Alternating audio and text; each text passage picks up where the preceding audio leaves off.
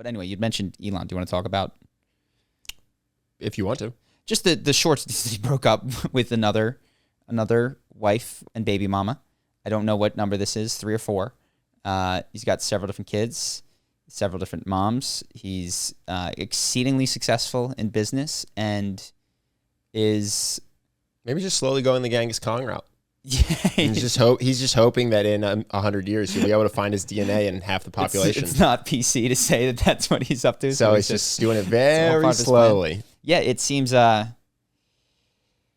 he was super admired for a long time, and then he became like the first or second richest, and then there was a backlash because whoever's at the top of that heap is just people hate on behalf of so many grievances of capitalism. Probably still very largely admired. But still very largely admired in entrepreneurial circles. And I hope that people realize that doesn't seem like you can really get one without the other. Like you can't have SpaceX and Tesla and PayPal and all of these other things without no marriages or a legacy of broken marriages. I think that those are not mistakenly connected. I think those are probably very closely intertwined. Yeah, I don't know. What's Richard Branson's deal?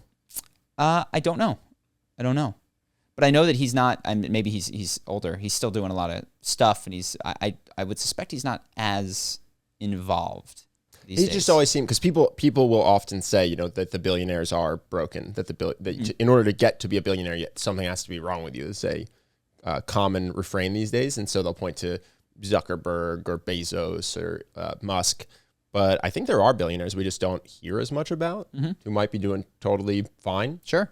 So. Oh no, I don't mean the billion. I mean the look. He had $1 billion with Tesla. He had $1 billion with he was almost there with PayPal. Like you can do it, and then you can get a family and move in and do that kind of stuff. The private equity firm I used to work at was founded by Warren Hellman, and he started a bluegrass festival. He just retired. He loved bluegrass. Got all his favorite bands together and put on a giant concert for himself that he happened to sell tickets to. It was awesome. And then he learned to play, and he plays at his own concert. Is that true? Yeah, it's awesome. Is he still alive? I think he might have passed away, and this was years ago. Okay. But he's he would come into the office and like banjo it up. Nice, it was cool. Yeah. So I have just a handful of other. Oh God, I watched. One thing, so we met a guy just very briefly who does Nas Daily. I hadn't seen his content before, so I went to look it up this morning because we talked for 6 minutes, not that long. But I just wanted to see what it was. And the first video is a takedown video. It's just a hate video of it. I think when you like search that kind of stuff. Yes. Oh. Like the first one that popped up, or not the fourth one that popped up, but you know how you have like the YouTube suggested, and then you're like, show me the real search results. Yeah.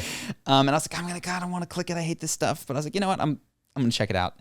And it was interesting because one of the things that I experienced at the summit was idolation. You know what I mean? People coming up to me starstruck with just like, oh my God.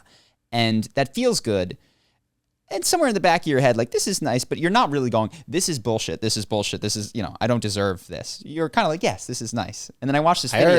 I earned this. And then I watched the video, and it was, whether true or not, the accusations are that he had an interaction with someone and he wasn't mean to them and said things that weren't nice. And then the conclusion was total scumbag. And it's like, even if these accusations are true, which I don't believe or know that they are, I have no reason either way, this just means that he was not nice to someone. You know what I mean? Like, this doesn't mean that he's a total scumbag.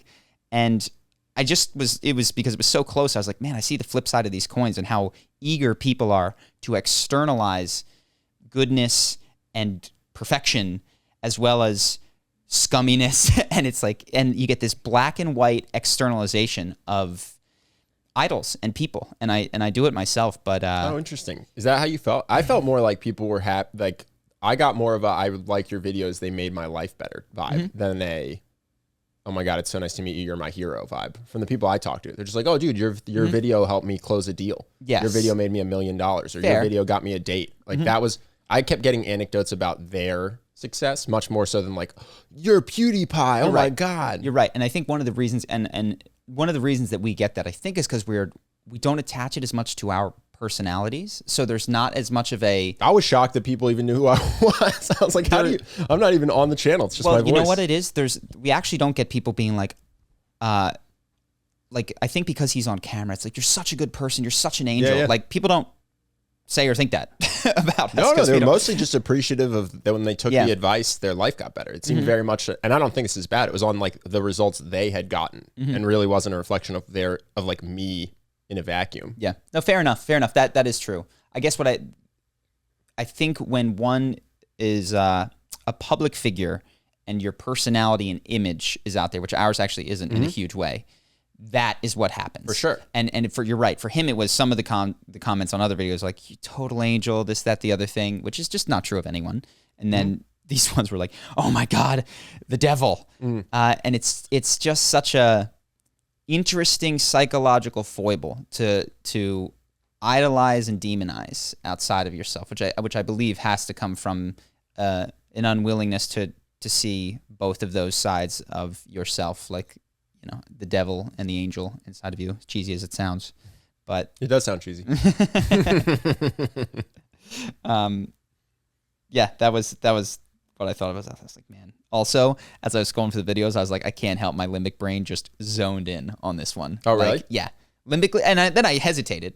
I waited about 60 seconds, like, I shouldn't click this. Oh, interesting. I really shouldn't. But I was like, okay, I have a podcast today. Might make for some interesting. I just go to so I did the same thing. I never heard of him, and someone's like, oh, I'm going to introduce you to this guy, and they told me the day before. So I was like, oh, I'll check out his channel. I just clicked the most viewed thing that you went to his channel. I went to the search, I went to his channel, and I was like, I'm going to watch one thing, and I just let the people decide. Yeah. I didn't look at titles or anything. I just went 10 million views. Yeah, I didn't go to the channel. That's the difference. Hope that you guys enjoyed that clip. If you want to see more like this and have us do more podcasts, we are 100% funded by our generous patrons. And if you'd like to contribute, there's a link in the description, and we'll have one pop up on the screen right here so that we can do more podcasts where we have fun conversations and hopefully some deep ones like this. Either way, hope that you enjoyed the video, and I will see you in the next one.